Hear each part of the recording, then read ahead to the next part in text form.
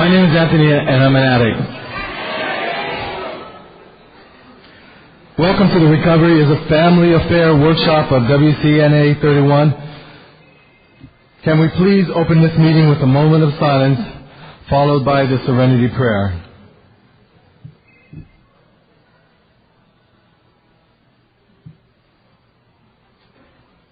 God,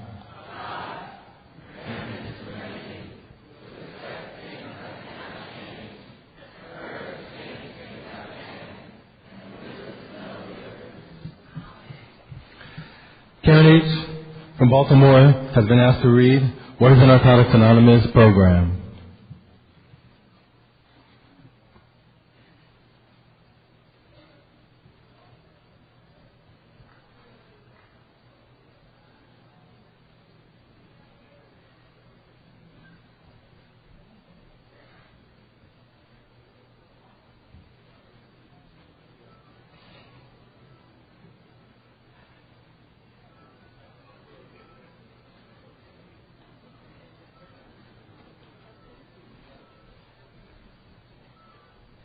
I'm an addict. My name's Karen. And I'm a proud member of the Baltimore area of Narcotics Anonymous. I just want to say that. What is the Narcotics Anonymous program? NA is a non-profit fellowship or society of men and women for whom drugs have become a major problem.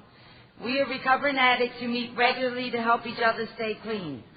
This is a program of complete abstinence from all drugs. There is only one requirement for membership, the desire to stop using.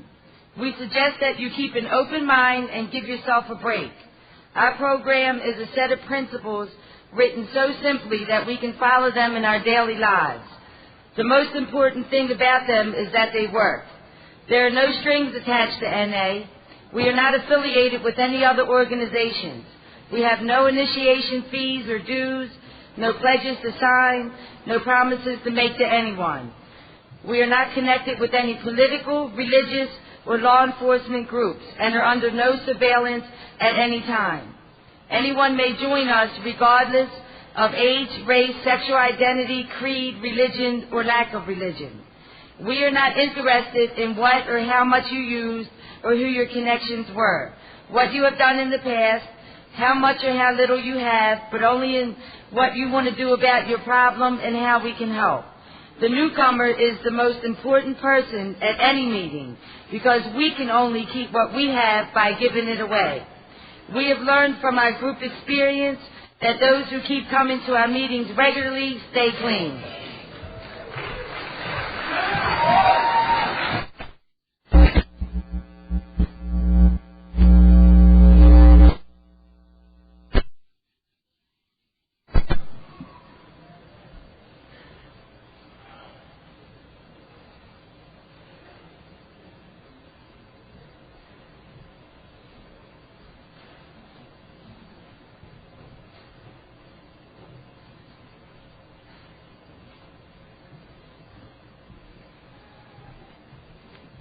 Good evening. My name is Parrish, and I'm also an addict, and I'm representing Baltimore area.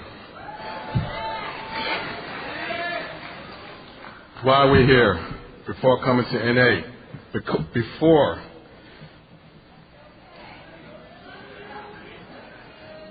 this is my first convention, so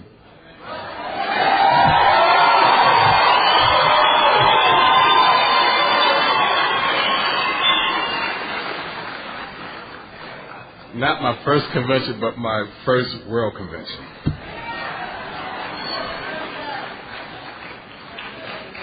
Before coming to the fellowship of NA, we could not manage our own lives. We could not live and enjoy life as other people do. We had to have drugs. We had to have something different, and we thought we had found it in drugs. I am so nervous. We placed their use ahead of the welfare of our family, our wives, husbands, and our children. We had to have drugs at all costs. We did many people great harm, but most of all, we harmed ourselves. Through our inability to accept personal responsibility, we were actually creating our own problems. we seem to be incapable of facing life on its own terms. Most of us realized that in our addiction we were slowly committing suicide, but addiction is such a cunning enemy of life that we had lost the power to do anything about it. Many of us end up in jail or sought help through medicine, religion, and psychiatry. None of these methods were sufficient for us. Our disease always resurfaced or continued to progress until, in desperation, we sought help from each other in Narcotics Anonymous. After coming to NA, we realized we were sick people. We suffer from a disease from which there is no known cure. It can, however, be arrested at some point, and recovery is impossible.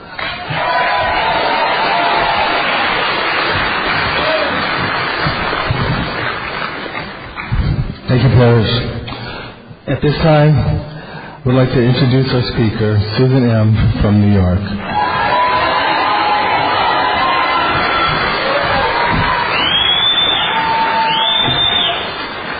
Hi, my name is Susan. I'm an addict from the Bronx.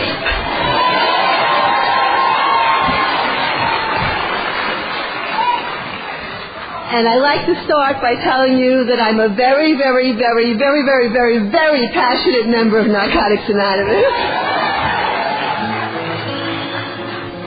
Narcotics Anonymous has saved my life. It has given me a life. It has given me gifts beyond my wildest dreams. And to even be here at this World Convention is so miraculous for a crackhead from the Bronx.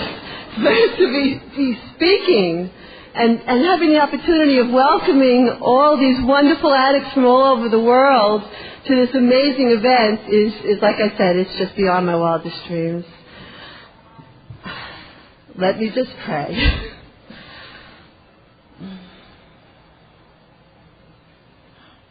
I'm very nervous. I love you all. Wow. Let me say that I grew up in a Jewish home, not dysfunctional, I didn't think, but just filled with Jewish guilt. And when my parents discovered I was an addict, my mom told me that I was the only Jewish addict in the world. And I believed her, too. I wasn't supposed to wind up where I wound up. I wasn't supposed to wind up in the streets, begging for money, pregnant, homeless, degraded, humiliated, with no resources, but finding a way to use as much as I needed to use every single day, no matter what. That was not supposed to happen to a good Jewish girl from Brooklyn. It was not supposed to happen to any of us. But the path that I took to get to where I was is the only reason I am where I am today. And without that path and without the deep, dark hole of the bottom that I hit, then I wouldn't be here today. I don't believe I'd be alive. I know for sure I wouldn't be in Hawaii. And I wouldn't be a part of this wonderful worldwide fellowship full of love and passion and joy. And I'm a very joyous person. I have a lot of fun today, and my life for many, many years was not about fun. It was just about finding ways and means to get more, about getting the next one. As a child, I never felt like I fit in anywhere. I always felt different. I never felt comfortable in my own skin. And as a teenager, I was desperately seeking a way to become part of all of you guys. I wanted a group. I wanted to be, part of the in crowd. I was always on the outskirts. Nobody even wanted to turn me on. And I remember making a real clear-cut decision to use, and I thought that was going to be the answer to all my problems. I thought that if I was, smoking pot and drinking with all you guys, that I could be part of and that you would like me and I'd be fun. Because you see, you could make me cry if you just looked at me the wrong way. And I was really, really shy, and I didn't want to live that way anymore. So I picked up, I started drinking, and I hated the way it tasted going down, but I loved the way it made me feel. And I should have known something was wrong from the very beginning. I found my first drug of choice, and that was Boone's Farm Strawberry Hill wine. and that really ages me. But I could drink with you as long as you had your own bottle and I had mine. And from that, every drug that I used was how I identified myself. For a long time I was very proud to say I was a pothead. And then I thought it was really cool to be a cokehead because those were the days when cocaine was the rich man's drug, and you needed a good amount of money to get it, and it was the after-hours clubs and a lot of partying and going to the Hamptons. And I thought that was really cool. And then I discovered how to cook it, and I became a basehead, and I thought that was really amazing because I thought I was Chef Boyardee, and you all needed me. And I guess you all can figure out what happened next. I crossed the invisible line in the sand that I promised myself I would never, never, never cross. And I've crossed many of those in my life. And I was out of resources. I was no longer dealing. I was no longer employable. I no longer had a home to call my own. I was now in the streets, and I was now smoking crack, and it was every $5. And just to back up a little bit, before I got to that point, I had gone to college, gotten a good education, done really well, met a man, fallen in love, decided I was going to get married to get out of my parents' home so I could have some freedom. And the marriage was terrible from about the third year on, and I stayed in this marriage for 10 years. And I remember it was very abusive on both ends, and one of my friends one day asked me, well, if you're so miserable, why don't you leave him? And I thought, leave him? I don't know, I never thought of it. Never occurred to me. And very shortly after that, I was standing outside of a bar on 34th Street in Manhattan, across from Madison Square Garden. I had $5 in my pocket, but I still had some credit with the cop man. I was waiting to cop. And I turned around and I saw a sign in the window, and it said, happy hour, win free drinks.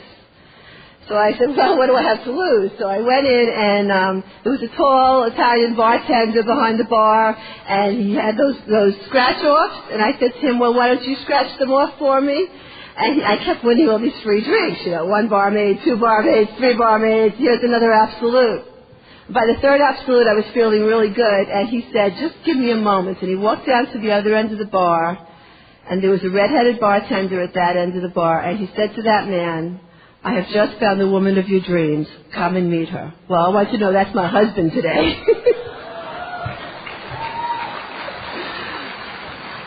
See, and so that is my experience. I don't know how you do this courting or dating or any of that stuff. I met a man in a bar. It was love at first sight. A week later, I left my husband and I moved in with him. And here we are today, 21 years later. We're still together and in love.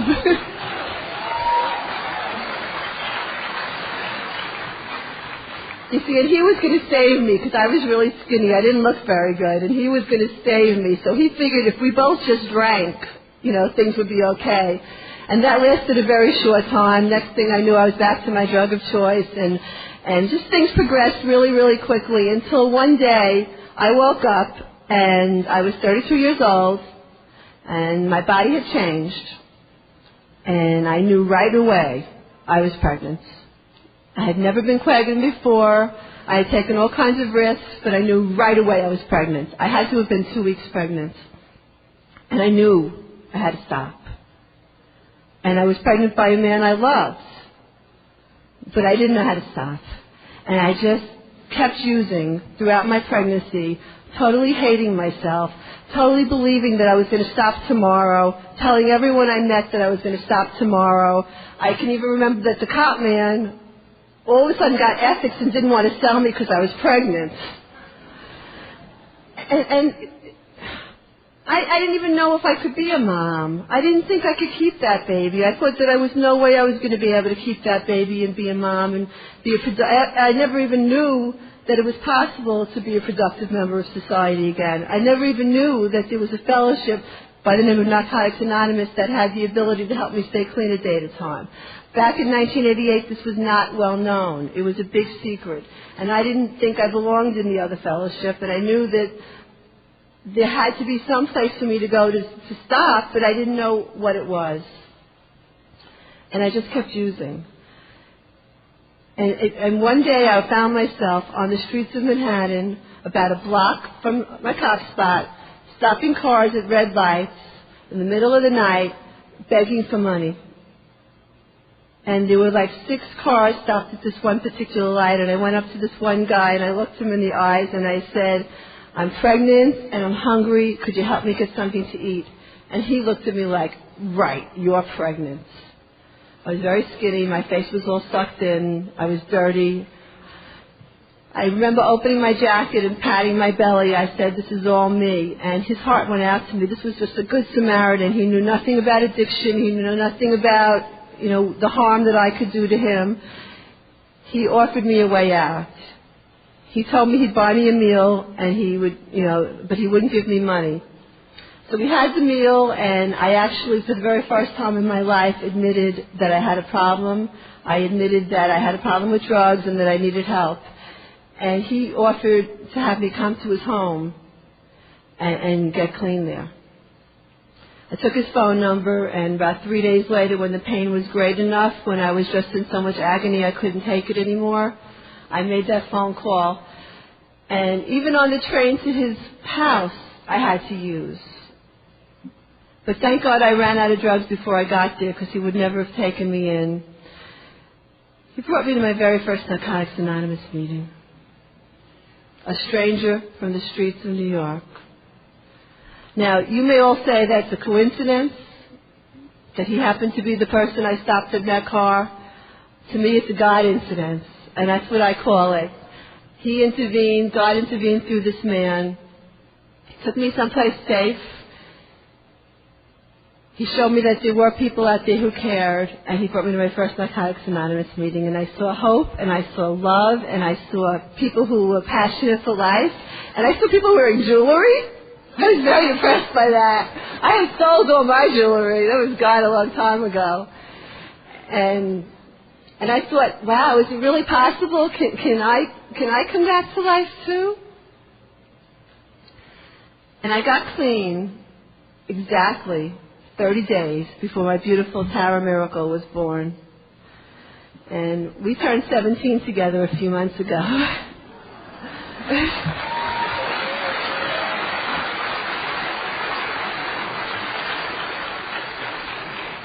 And I named her that because I knew she was the miracle that saved my life. And Tara and I started making meetings together. And I realized that when I was using, she was my unwilling running partner. And in recovery, she became my probably unwilling running partner as well. And we made a lot of meetings together. And when I was clean, the day I was clean, when I was clean 364 days, I got taken to my very first Narcotics Anonymous convention. It was the New York Regional Convention. And that Saturday night was the clean time countdown. And it was the day I made my year. Unbelievable feeling. And when they counted down to a year, I was the most ecstatic person in that room, because it's all about me, right? And I jumped up on that chair and I'm like yelling and screaming, oh my God, I made my year today. And at that time they used to count down by the months, and they went to 11 months. And it dawned on me, as I just told you, that Tara had been my unwilling running partner, and she was 11 months old that day. So I stood up on that chair and I held her up in the air, and the spotlight from the stage focused on this little baby up in the air. And I started turning her around so that everyone could see her. And I think that most babies would probably have started crying when they realized, well, she started waving. So from that day on, there's no taking nothing from her. I mean, she just is a very outspoken young lady. And I remember when she was about 3 years old, we went to my home group and the meeting was closed, and Tara asked me, Mom, what are we going to do? And I said, we'll go home and watch some TV, we'll relax. She said, Mommy, when you need a meeting, you go to a meeting. And that's what my life is like in my home. Now, for the first 3 years of my recovery, actually for the first about year and a half of my recovery, the focus of my recovery was saving my heart, my love, was saving my soulmate. He had to stop using because I was clean. Didn't he know? And I was going to save him, and I put all this energy into trying to make him stop. And that doesn't work. When I finally put a first step in my life that I was powerless, and actually got a partial third step, first, second, and third, because I'm not real good at third step. I have a couple of control issues. Those of people who know me know this is true. And my sponsor told me until I put a third step in my life that I wasn't going to be able to let go of getting, my soulmate clean, and that he had to get clean for himself. And when I finally stopped, dragging him to meetings and sicking the men on him, and if he wanted to see the baby, he'd have to come to me in a meeting. And actually, when he moved in with me, if he was high, I'd lock him out, and all this stuff. And when I finally let go, he hit his own bottom when I was clean, about 3.5 years. And the arithmetic in my life does not add up. I'm clean 17 years. Tara's 17 years old. Bobby's coming up on 14 years clean. We're married 11 years. Tara was the flower girl at our wedding. But the miracles have not stopped adding up from the day I got clean. I have this love and this passion for having fun. And I think it's really important for people to know that there is a lot of fun to be had in recovery, and the conventions are just one example of that. But there's a lot of work to be done, and I'm very, very serious about my recovery. I make meetings regularly. I sit in the front. I reach out to newcomers. I sponsor 5 beautiful women. I work my steps. I have a sponsor I have a Narcotics Anonymous sponsor who's sitting here in the 4th row, who has a Narcotics Anonymous sponsor, who has a Narcotics Anonymous sponsor.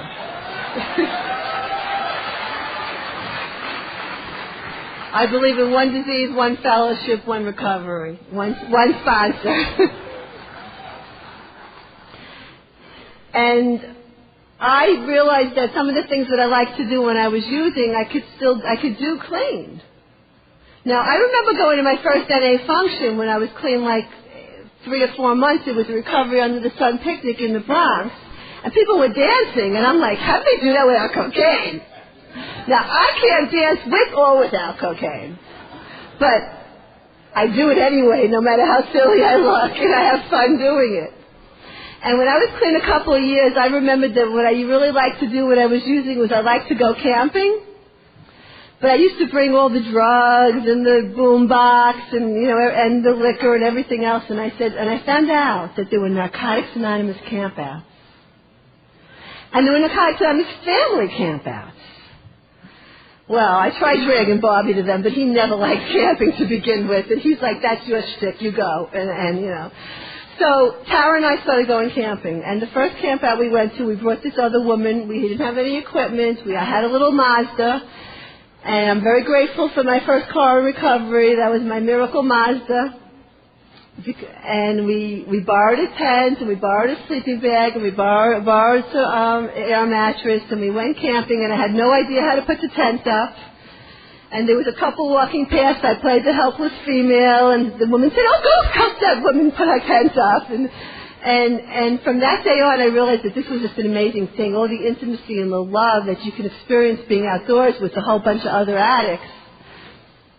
So then I told Bobby how much I loved it, and he went out and he bought me a tent.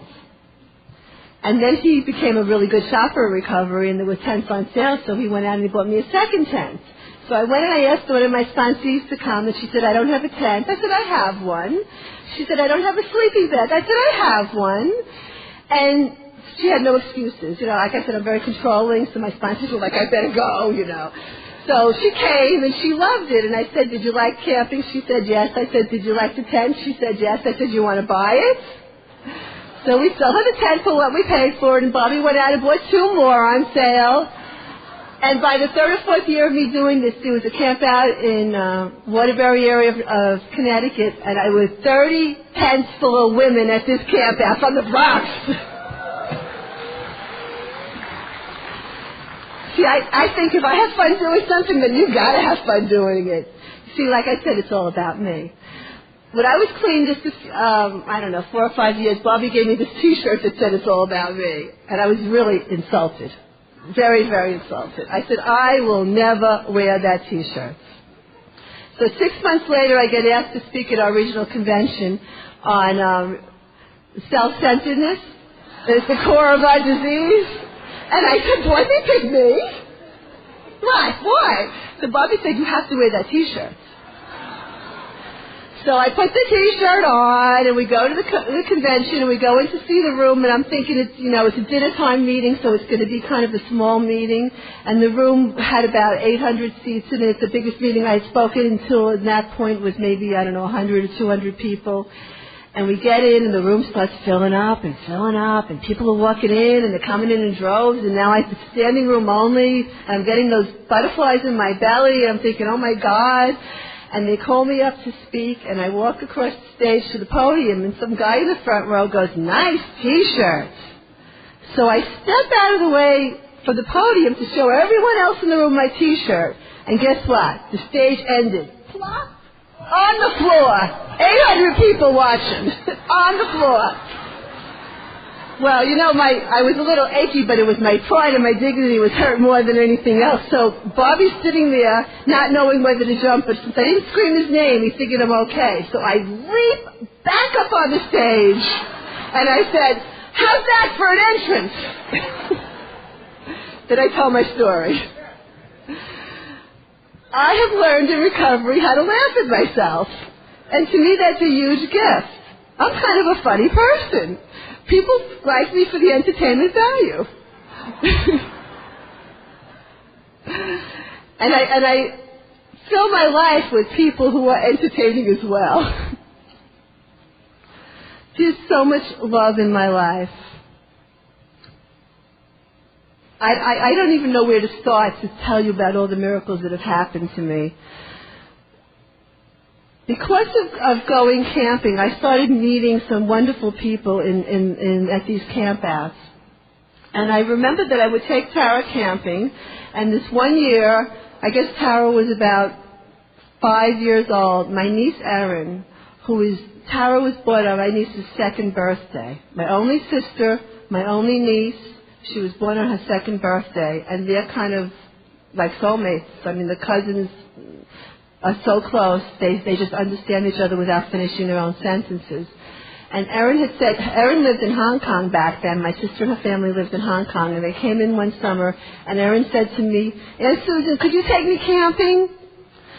And I said, well, how about next summer, I'll take you camping, because the schedule just didn't work out that summer. So I'm a little obsessive, a little compulsive, I'm an overpacker, I'm an overplanner.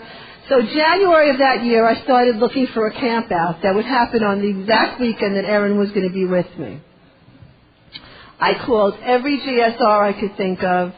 I made phone calls to all the area helplines, New England, Connecticut, Massachusetts, New Hampshire, Long Island, New Jersey, everywhere I could think of.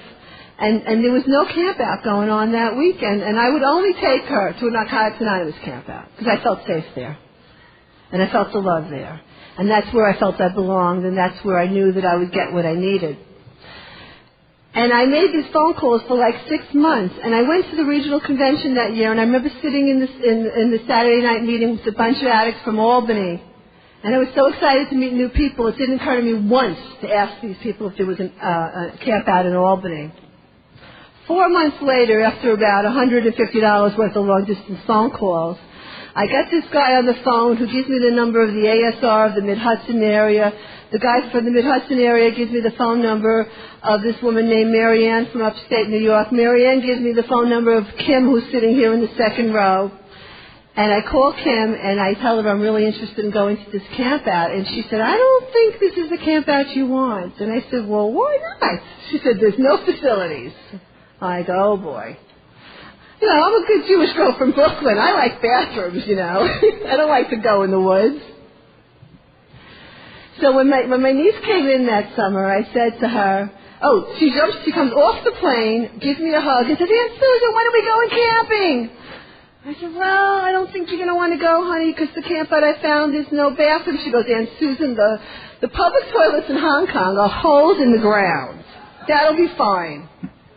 So we pack up the car, and we drive 4 hours, and we get up to this camp out in the middle of nowhere. The way you find it is you have to make a right turn on the street that has no name, go past the 3 boulders, down the 6/10 of a mile, down the dirt road, and you see the little happy face on the tree on the left-hand side of the road, and I'm like, I'm never going to find this. And I get there, and there's like a handful of addicts there to welcome me and help me and guide me with my car over the rocks, because by this time I had a very low-riding Bonneville that did not want to go up over these rocks at all. And I made some wonderful connections at that camp out. And one of the guys that I met was on the programming committee of the Vermont area convention that fall. And he called me that fall, and he said to me that he was looking for this woman, a woman from Harlem. He was looking for her phone number. They had her tape, and he wanted me to help find her. And, I'm very relentless. So I am for weeks trying to find this woman, making phone calls and trying everyone I could. And in the meantime, he had asked me if I had a tape, if I could send him my tape. And when I had spoken in Florida at a facility years ago, this woman had taped me and sent me a copy. So I didn't think anything of it. I sent him the tape. And he called me up one day. I had been sleeping. He woke me up out of my sleep. I said, "Hon, I'm so sorry I haven't been able to find her." He goes, "No, we found our speaker." I said, "Well, that's great. Congratulations. I'm glad." He goes, "It's you." I was really shocked because I never really ever believed that I could be standing at a podium giving back to a room full of addicts. It was a miracle for me. And it brought me back to that very first convention I had been to when I made a year. And I was sitting in the Sunday morning meeting, and a woman by the name of Dot T was sharing her experience, strength, and hope. And she was talking about when you come up in front of a room of Narcotics Anonymous, you are representing the fellowship. And you conduct yourself like a lady. And I never thought I knew how to be a lady. And I could not believe that my God had given me the opportunity to do something so special. And I've gotten to do that a handful of times since then. And I've gotten to do it a few times with Tara with me, which has been the most amazing thing to me. We are very much alike and very much different. And when you have a 17-year-old who thinks she knows more than you do, well, that's normal, right? It's been a challenge for me. She actually really does know a lot more than me because, you see, she never used. And she doesn't ever have to. And that's the miracle. And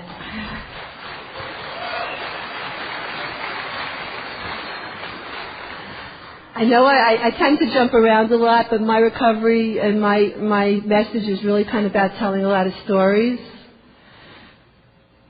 And I used to take Tara with me to Narcotics Anonymous meetings until one day when she turned 12, she told me, "Mom, I'm cured. I don't need these meetings anymore."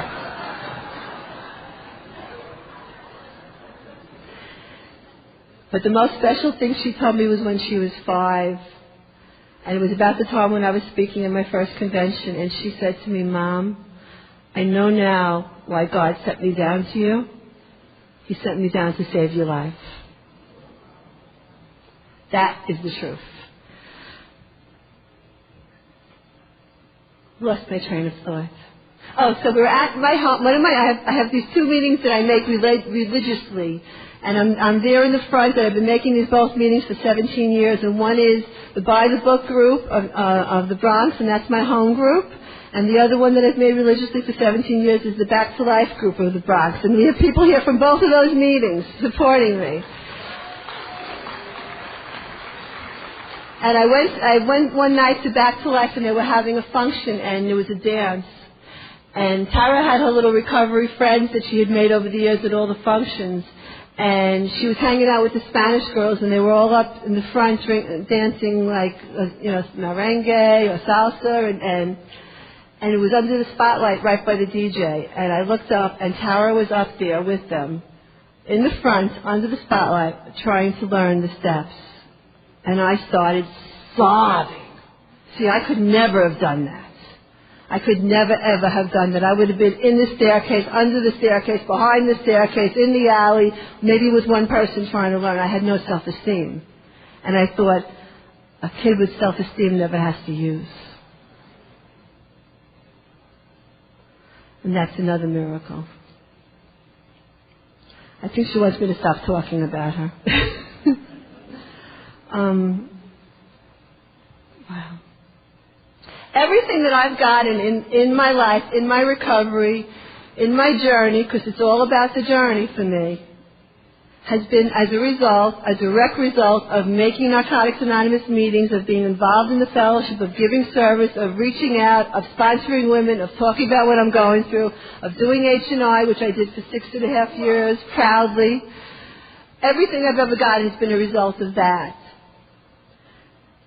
When I got clean, I was blessed to get into a shelter. And I say blessed because I was homeless. And to get into a shelter, it was a private shelter, and the man who saved my life and brought me into his home, his roommate couldn't wait to get me out of his house because he knew what damage I could do. He knew all about addiction. And we called him Jewish boy with telephone. And he got on the phone and he made some phone calls, and he got me into this shelter that doesn't accept addicts, that doesn't accept pregnant women, that doesn't accept babies. And they took me in, and they took me back in when I came home with Tara. And 8.5 months later, they got me an apartment through that. And it was an apartment in the South Bronx. And I was the only white girl for miles. Didn't matter. I was loved and nurtured and taken care of by the addicts of the South Bronx. They walked me to meetings. They took me home. I celebrated my first few anniversaries there. I remember thinking, like, how am I going to bring my parents here to an NA meeting in the South Bronx? And then I thought of all the horrible places I took them when I used. And see, I was not brought up with prejudice, and neither was my daughter. And I celebrated my anniversaries there, and I was loved back to life there. And I was clean almost 3 years. I had put together my resume, because I had a college degree, and I wanted to do what a lot of us want to do when we get clean. I wanted to save everyone else. I wanted to be a counselor.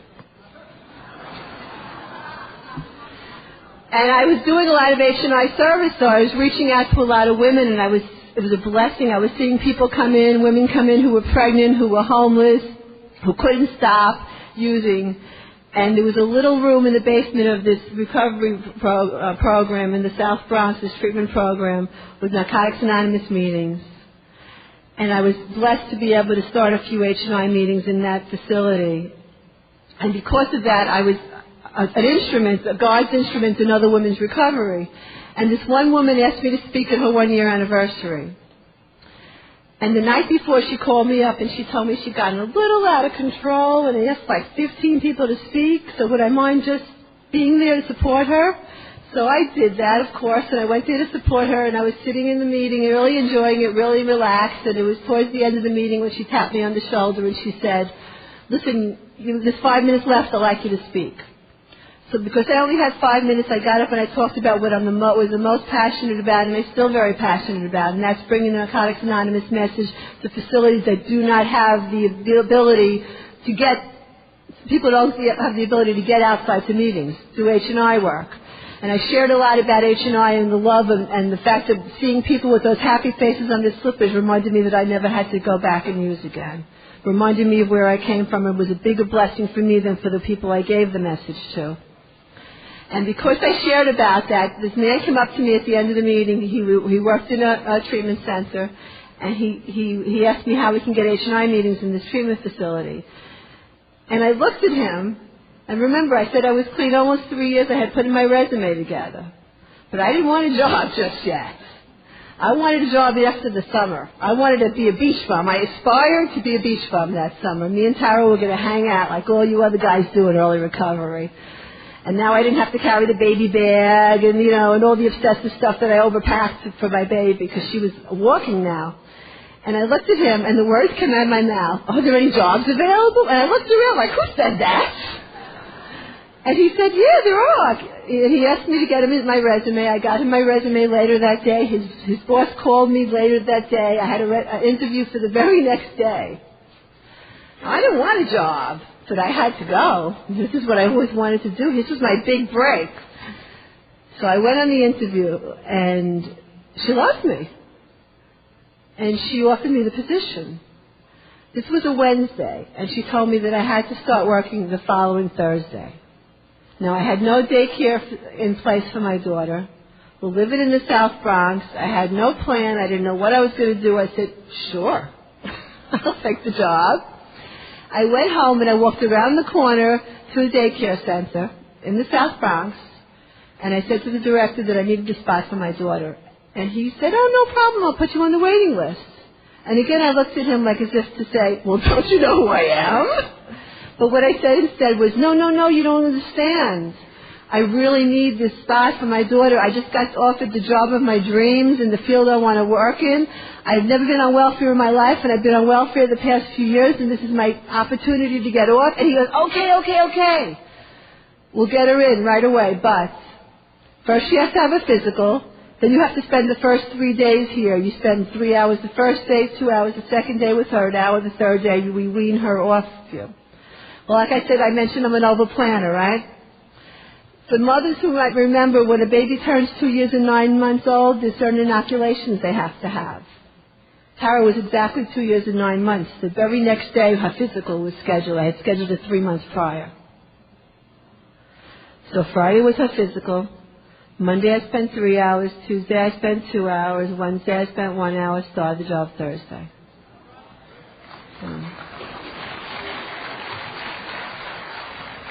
If that's not a miracle, if that's not a God incident, I don't know what it is.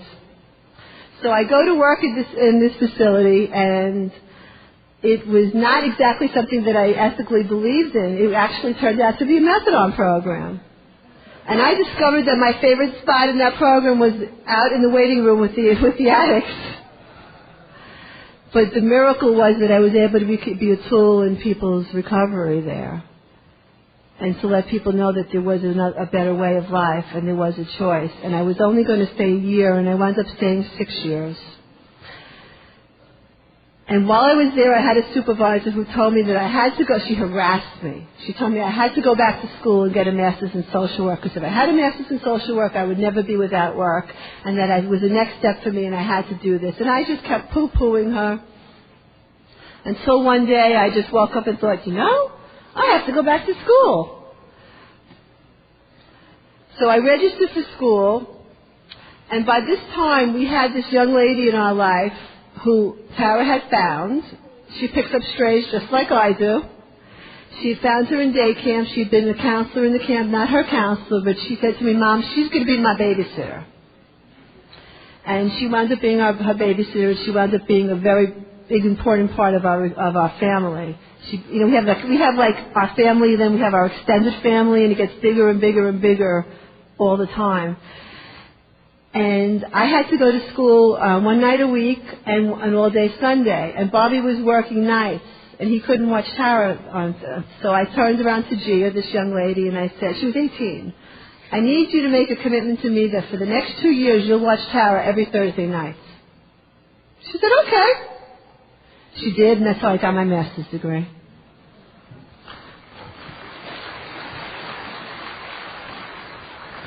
So now that I'm in school and I'm working and I'm making some money and I'm like, my life is absolutely insane. Bobby took over on all the parenting. He did everything. Tara was 7 when I went back to school, and Bobby just took over on basically everything. I had my job, and I had my school, and I had my Narcotics Anonymous meetings, and I had my sponsees, and I had my H&I, and I had, my life was pretty full.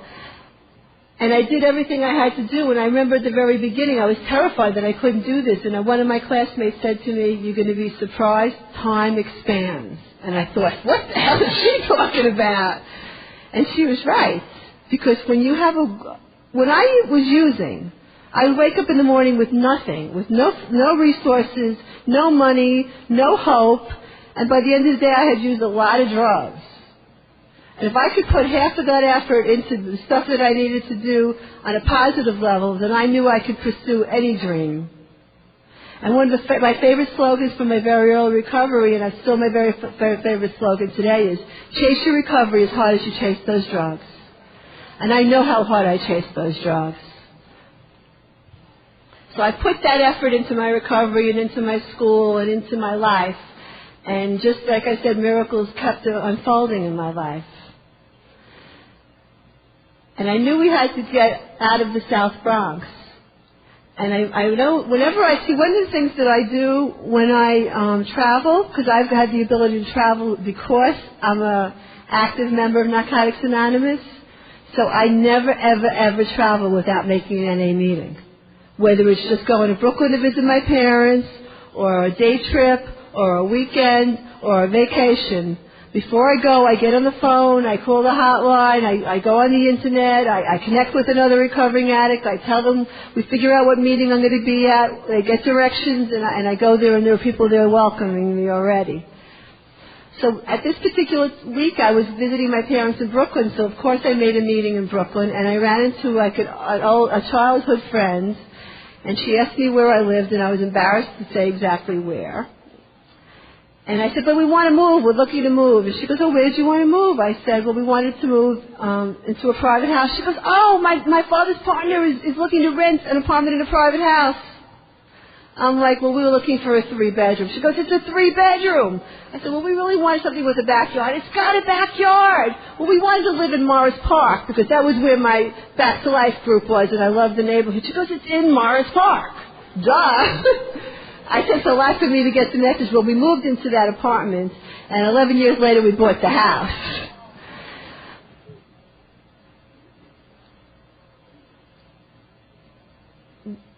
The way my life has unfolded continues to shock and surprise me every day. The way that I meet people and I make friends and I build connections, and when I make a friend and they become part of my support group and part of my circle, then it turns out that my husband gets close with them, and their husband or their friends or their sponsees, and then we just get so big. And this fellowship is huge, and it's full of love, and it's full of opportunities, but we have to know to speak about what we need if we're going to get it, because people can't read our minds. And the way I got my very first sponsor was when I was in that group, Back to Life, and I raised my hand and I said I didn't know how to do this, and I was scared, and I needed to recover, and I wanted a sponsor, and I just didn't know how to get one. A woman came up to me and she wrote her name and she wrote her phone number and she wrote, call me. And because she wrote, call me, I called her that night. And I asked her to sponsor me. She said she'd be my temporary sponsor. It lasted 10.5 years. I don't know how to do anything temporarily. And when it was time to look for another sponsor, when things were a little chaotic in her life, and I knew that I needed to move on to someone who maybe was more available at that time, I started reaching out in the rooms, and I got a long-distance sponsor for a few years, and it worked at the beginning, and then it just wasn't working. And before I got that long-distance sponsor, one of my sponsees had suggested a woman that I should ask, a woman who had watched me come around and had watched me get clean and who knew me for all the years I had been in recovery. And see, like I said, I'm hard-headed, and I didn't ask her that time. And 3 years later, when the other sponsor wasn't working out, I turned around and I asked her, and she gave me a piece of paper. It had her home number, her cell phone number, and her work number. And I thought, she wants to be contacted.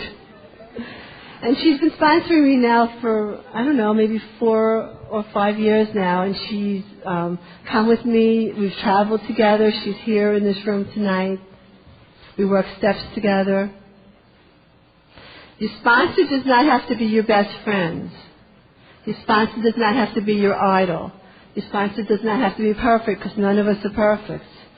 Your sponsor has to be a recovering addict who makes Narcotics Anonymous meetings, who works steps, who reaches out, who speaks the truth, who says what they feel and feels what they say, and who will give you unconditional love, and who will not enable you, who will tell you what you need to hear. And that's the sponsor that I found.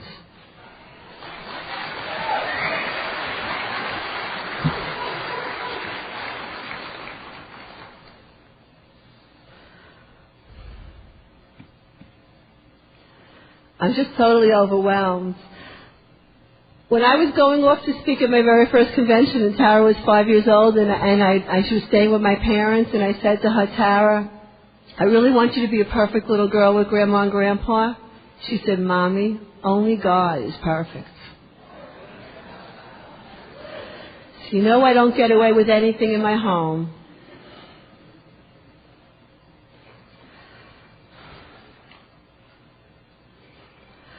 To me, My recovery is the hub of my wheel.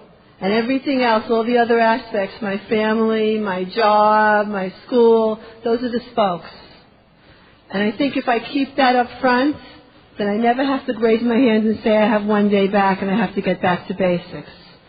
If I keep doing what I did in the beginning, keep sitting in the front, keep reaching out to newcomers, keep sharing from my heart, keep sharing the love, then I can stay here a day at a time. Each and every one of us has a message to give to someone. We're in this amazing fellowship that's full of love and full of hugs.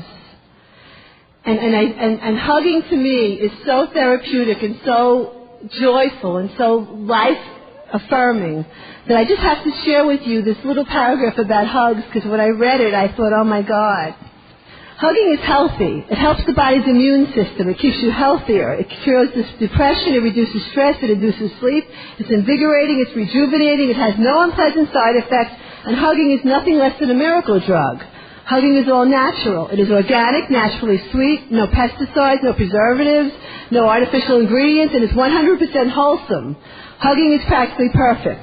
There are no movable parts, no batteries to wear out, no periodic checkups, low energy consumption, high energy yield, inflation-proof, non-fattening, no monthly payments, no insurance requirements, theft-proof, non-taxable, non-polluting, and of course, fully returnable.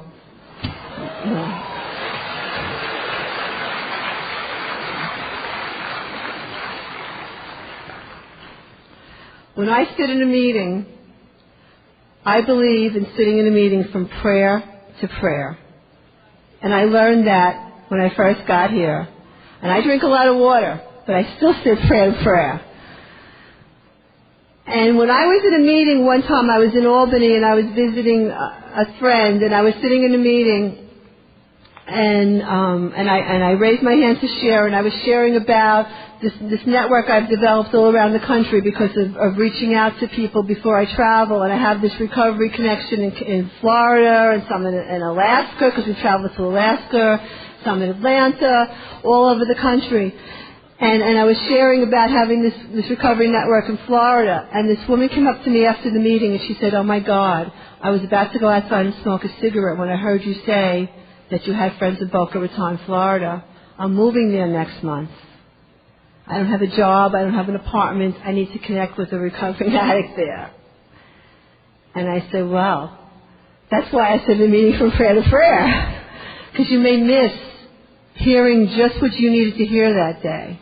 You may miss hearing what you needed to hear to give you the answers to the question that you're going through that day. Or, even more important, you may miss hearing someone else share some pain, some misery, some grief, some situation that you've gone through, and you've come out the other end clean. And you wouldn't know that your God, your higher power, meant for you to be in that meeting that day so that you can share with that person how you got through that journey clean. And that's our purpose here.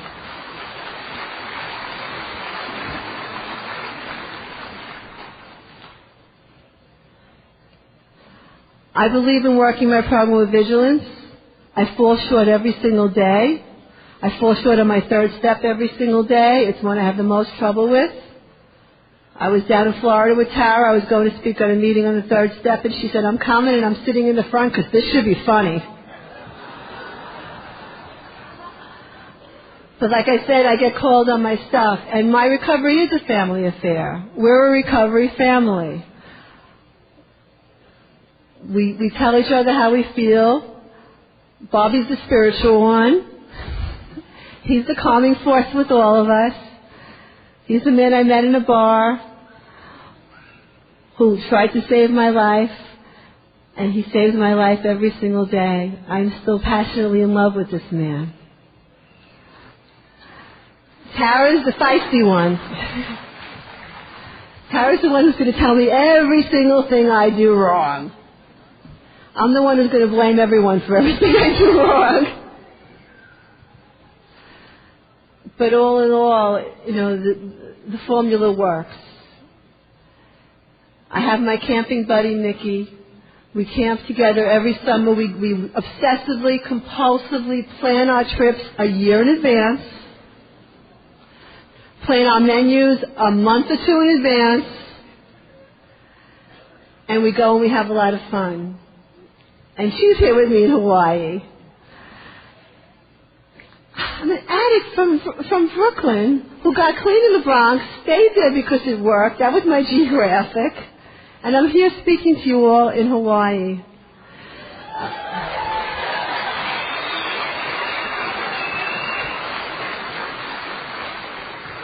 And I want to tell you that anyone who's going through something, who's not sure if they belong here, who's not sure if Narcotics Anonymous is for them, the newcomer is definitely the most important person at any meeting.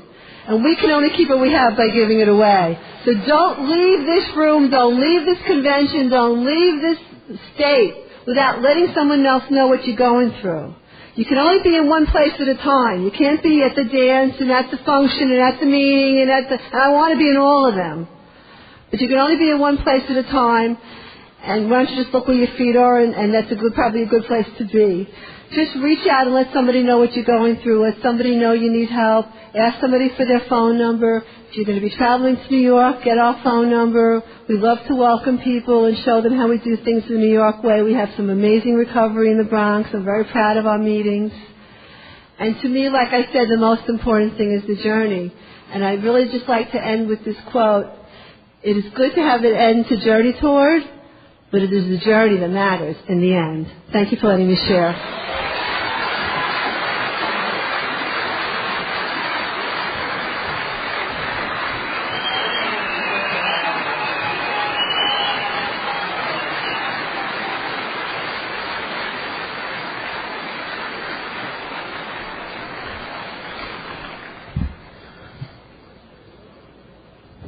Let's thank Susan again for speaking.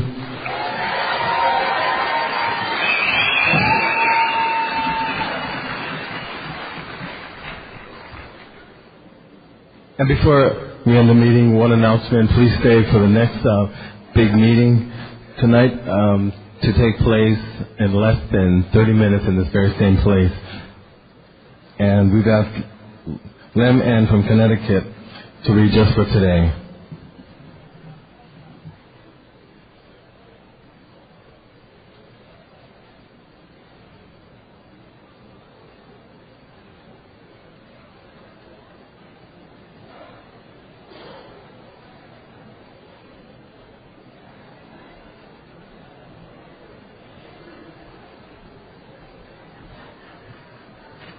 How y'all doing? I'm Leonard M. from Meriden, Connecticut. And I love New York. Just for today, tell yourself. Just for today, my thoughts will be on my recovery. Living and enjoying life without the use of drugs. I will have faith in someone in NA who believes in me and wants to help me in my recovery. I will have a program. I will try to follow it to the best of my ability. Through NA, I will try to get a better perspective on my life. I will be unafraid. My thoughts will be on my new associations, people who are not using drugs and have found a new way of life. So long as I fall that way, I have nothing to fear. Thank you.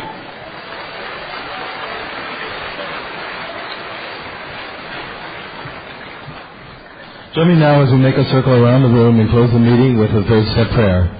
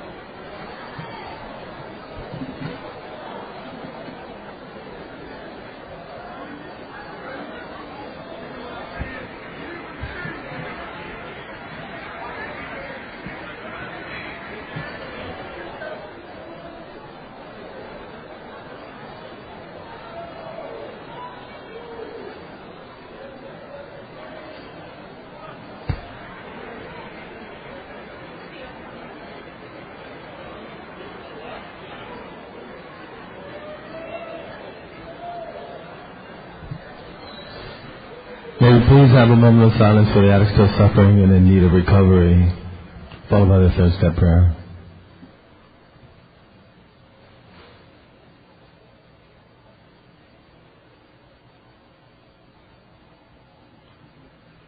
Many of us have said,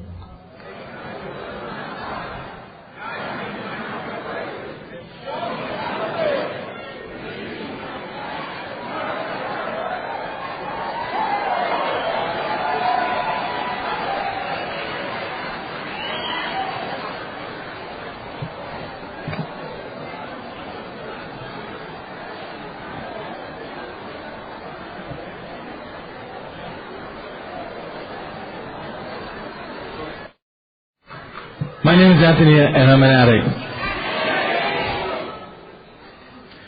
Welcome to the Recovery is a Family Affair workshop of WCNA 31. Can we please open this meeting with a moment of silence, followed by the Serenity Prayer.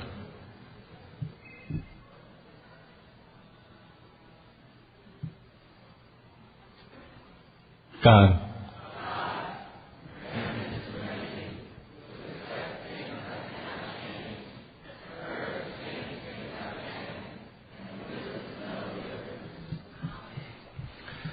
Karen H. from Baltimore has been asked to read, "What is the Narcotics Anonymous program?"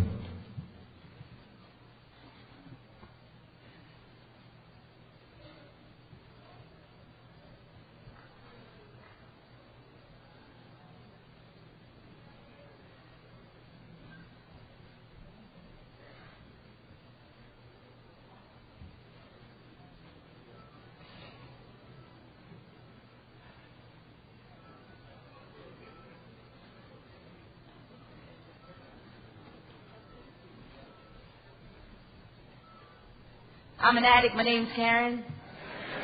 And I'm a proud member of the Baltimore area of Narcotics Anonymous. I just want to say that. What is the Narcotics Anonymous program? NA is a nonprofit fellowship or society of men and women for whom drugs have become a major problem. We are recovering addicts who meet regularly to help each other stay clean. This is a program of complete abstinence from all drugs. There is only one requirement for membership, the desire to stop using. We suggest that you keep an open mind and give yourself a break. Our program is a set of principles written so simply that we can follow them in our daily lives. The most important thing about them is that they work. There are no strings attached to NA. We are not affiliated with any other organizations. We have no initiation fees or dues, no pledges to sign, no promises to make to anyone. We are not connected with any political, religious, or law enforcement groups and are under no surveillance at any time. Anyone may join us regardless of age, race, sexual identity, creed, religion, or lack of religion. We are not interested in what or how much you used or who your connections were, what you have done in the past, how much or how little you have, but only in what you want to do about your problem and how we can help. The newcomer is the most important person at any meeting because we can only keep what we have by giving it away. We have learned from our group experience that those who keep coming to our meetings regularly stay clean.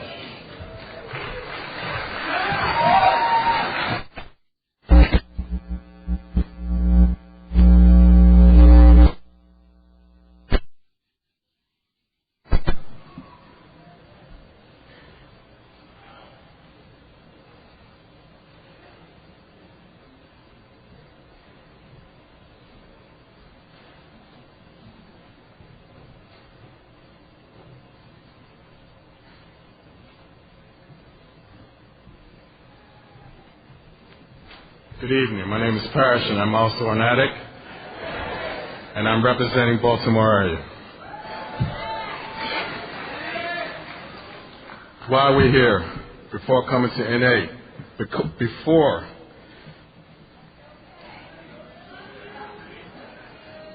this is my first convention, so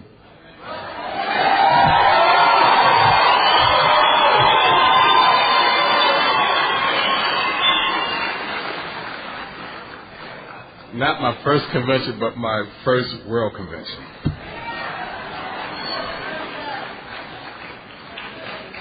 Before coming to the fellowship of NA, we could not manage our own lives. We could not live and enjoy life as other people do. We had to have drugs. We had to have something different, and we thought we had found it in drugs. I am so nervous. We placed their use ahead of the welfare of our family, our wives, husbands, and our children. We had to have drugs at all costs. We did many people great harm, but most of all, we harmed ourselves. Through our inability to accept personal responsibility, we were actually creating our own problems. We seemed to be incapable of facing life on its own terms. Most of us realized that in our addiction, we were slowly committing suicide. But addiction is such a cunning enemy of life that we had lost the power to do anything about it. Many of us end up in jail or sought help through medicine, religion, and psychiatry. None of these methods were sufficient for us. Our disease always resurfaced or continued to progress until, in desperation,